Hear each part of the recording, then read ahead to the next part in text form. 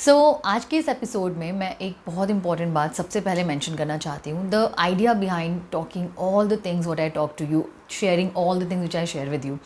Actually हर चीज़ के पीछे लाइफ में जैसे जैसे हम सीखते हैं, चीज़ों को समझते हैं और हमें क्लैरिटी आती है ना, हमको उसकी एक कॉस्ट पे करनी पड़ती है. जैसे जो लोग अपनी ज़िंदगी को अपनी शर्तों पे जीना चाहते हैं या अपनी टर्म्स एंड कंडीशन पे अपनी लाइफ को फ्रीडम के साथ जीना चाहते हैं, उस फ्रीडम की भी एक बहुत बड़ी कॉस्ट पे करनी पड़ती है. I really mean it. और अगर आप में से कोई भी ऐसे होंगे जिनका ऐसा लाइफस्टाइल होगा कि वो फ्रीडम से लाइफ को जीते होंगे, तो वो मेरी बात को ज़रूर समझ पा रहे होंगे. And specially being a female it's even tougher. But anyway, my whole thing is कि I have whatever I have learned, I have been through a lot of things, lot of experiences. और जो clarity मैंने achieve करी है after going through lot of things for very very long time, so my whole idea is just to share that with you. I want to share the result with you. I want to share the crux, the clarity with you. Because मुझे ऐसा लग ऐसा नहीं होता है जैसे आप अगर कहीं बाहर जाते हो कभी, और सपोज आप एक कोई छोटी से काम के लिए बैंक जाते हो, और आप बैंक पे जाके 5 डेस्क पे जाते हो. 5 डेस्क पे जाके आपको बहुत चैलेंजेस के बाद पता चलता है कि अरे ये काम तो 10 मिनट का था, और 10 मिनट में, या फिर आप सही तरीके से करते तो 10 मिनट में ही हो जाता. करेक्ट. फिर आप क्या चाहोगे कि आप घर आकर सबको वो प्रोसेस बता दो, अपने अपने फैमिली मेम्बर्स को, कि यार जाकर ना कंफ्यूज मत होना, परेशान मत होना, ऐसे ऐसे करना तो बहुत ईजीली हो जाएगा. राइट.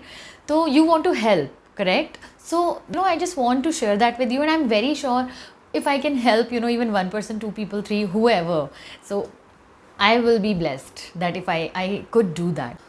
पेन को प्रोसेस करना बहुत ज़्यादा ज़रूरी है. अगर आप पेन को प्रोसेस नहीं करते हो, उसको अपने अंदर से बाहर नहीं निकालते हो, पहले आप उसको एक्सेप्ट करोगे, फिर आप उसको प्रोसेस करके अपने अंदर से बाहर निकालोगे. अगर आप ये चीज़ नहीं करते हो और आप उस मोड में रहते हो, let me share my own example with you.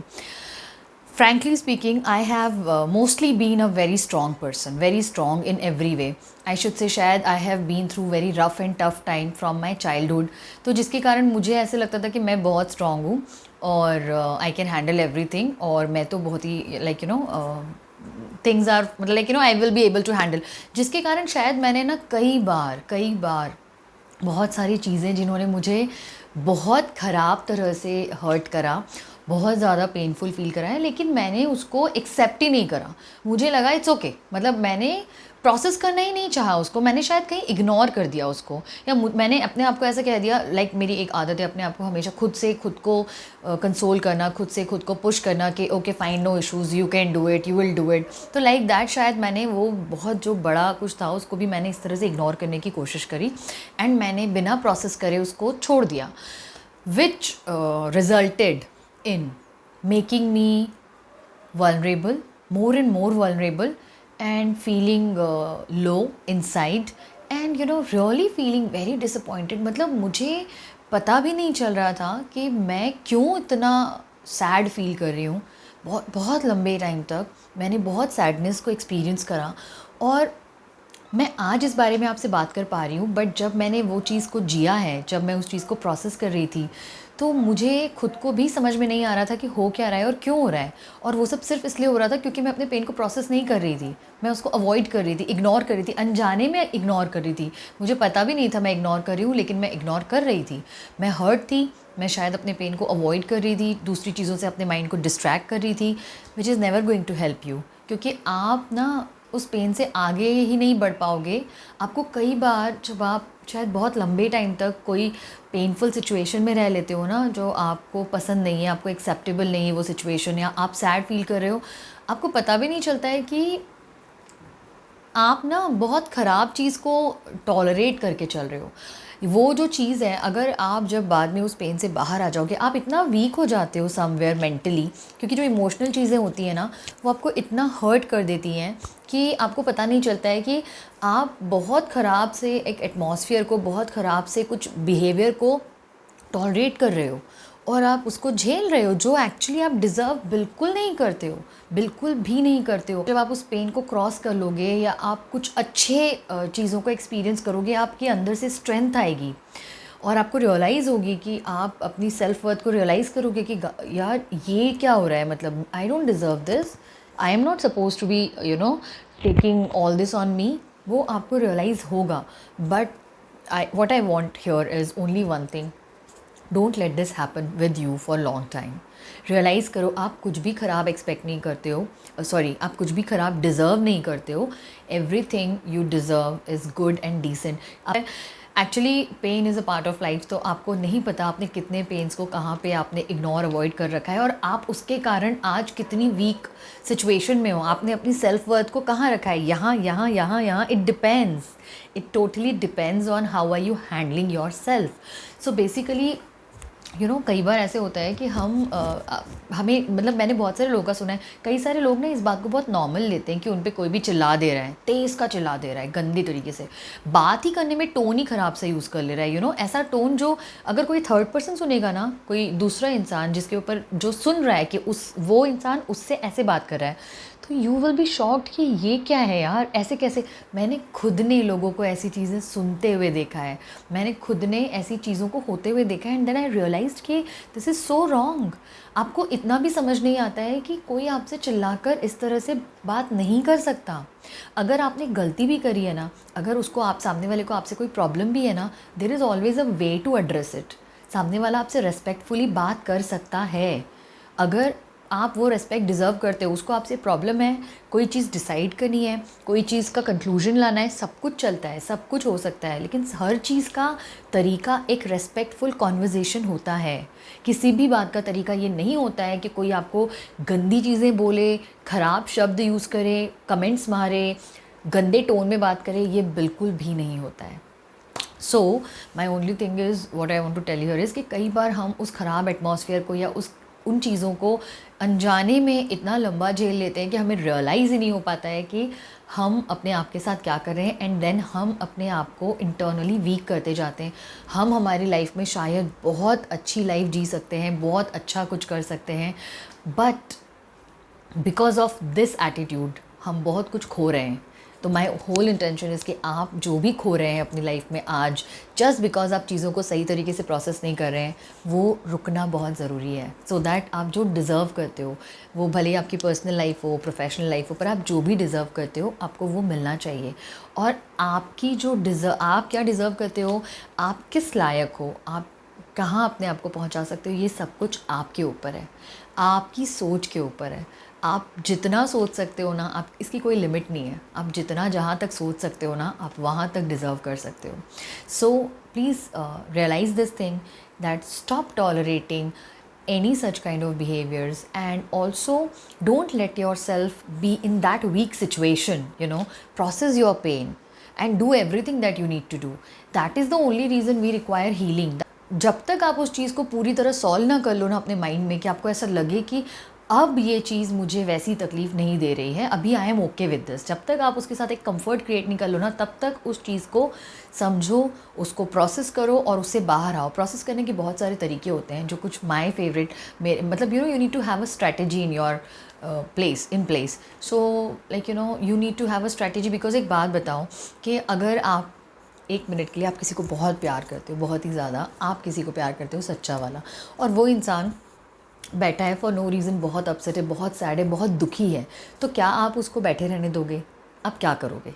आप जाओगे, उससे बातें करोगे, आप उसकी हेल्प करोगे, आप उसको बोलोगे कि यार चलो ऐसे कर लेते हैं, चलो ये करो, उससे पूछोगे बताओ मुझे क्या प्रॉब्लम है, let's talk about it, let's clear it out, let's solve the problem, right? ये सब आप करोगे, तो आपको वही सब चीज़ें अपने आप के साथ करनी है।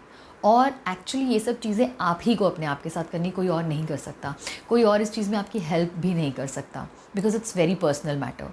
सो आपको कुछ स्ट्रैटेजिकल चीज़ें रखनी पड़ेगी अपनी लाइफ में। लाइक पहली चीज़ जो मैं हमेशा हमेशा कहती हूँ, जो बहुत ही हेल्पफुल होती है फ्रैंकली स्पीकिंग, क्योंकि जब हम पेन्स में आते हैं, जब हमारी लाइफ में ये सब कुछ होता है, और बोलना तो फिर भी मुझे बोलना सिंपल लग रहा है, लेकिन उस चीज़ को प्रोसेस करना अपने आप में बहुत बड़ी बात है। आप देखोगे कई बार इवन आप अगर आपको समझना है कि लोग किस किस तरह की चीज़ों से बाहर निकल के आते हैं सिर्फ खुद की हेल्प से, major they have to hold their hand. पहले वो खुद की हेल्प करेंगे ना, फिर दूसरे लोग आते हैं सपोर्ट के लिए, और दूसरे लोग सिर्फ सपोर्ट बन सकते हैं। मेनली आपको ही अपना हाथ पकड़ना पड़ेगा और अपने आप को पुल करके निकालना पड़ेगा वहाँ से। जैसे मैंने आपसे कहा ना कि जब आप किसी को प्यार करते हो और वो बैठा है और वो इतनी तकलीफ़ में है या उतना उदास है, तो आप उसको हेल्प करने जाओगे, राइट? सो वो जो बैठा है ना, वो आप खुद हो, and you have to go. आपको जाना है, उसको उठाना है, उसको फोर्स करके पेन पेपर पकड़ कर अपनी चीज़ें लिखनी है, जो भी दिल और दिमाग में चल रहा है, बिना सोचे समझे, बिना जजमेंट के पूरी बातों को लिखना है, क्योंकि लिखने से वो बाहर आता है। You know, you process your pain like that. अपने आप के साथ समय बिताना है, क्योंकि अपने आप के साथ समय बिताना बहुत ज़रूरी है। जब आप अपने आप के साथ टाइम बिताते हो तो आप एक्चुअल में चीज़ों को समझ पाते हो, क्या हुआ, क्यों हुआ, आपको कहाँ तकलीफ़ हो रही है, किस जगह पे किन चीज़ों के कारण आपको मेन दुख रहा है। जब आप उन सब चीज़ों को एक्नॉलेज करोगे, जो आप सिर्फ अकेले में कर सकते हो, आप बाकी सब टाइम आप डाइवर्टेड रहते हो, तो आप अकेले में कर सकते हो। Take your time, do it all, process it, and then first thing is like pen and paper जिस पे आप लिखोगे। सेकेंड थिंग जो हेल्प मुझे बहुत करता है, म्यूज़िक सुनना, डांस करना, आप कुछ भी चूज़ कर सकते हो।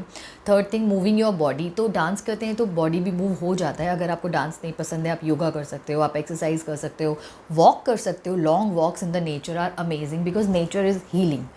आप एक बात समझ के रखना कि जब भी आप नेचर में जाते हो, आप किसी पेड़ के नीचे जाके बैठ जाओ अकेले से, शांति से, you will feel great, you will really feel great. आपको पता है पेड़ आपको हील करता है। आपकी जो सेल्फ वर्थ है वो इन्हीं सब बातों से डिसाइड होती है। आपकी सेल्फ वर्थ आप ऐसे ही डिसाइड करते हो जब आप बुरी सिचुएशन में रहते हो और आप अपने आप को वहीं छोड़े रहते हो ना, that time you are in a very low self worth, और आपको उसको रेज़ करना पड़ेगा, और वो सिर्फ आप रेज़ कर सकते हो। And it's the most important thing because that's where your healing starts and you have to be healed।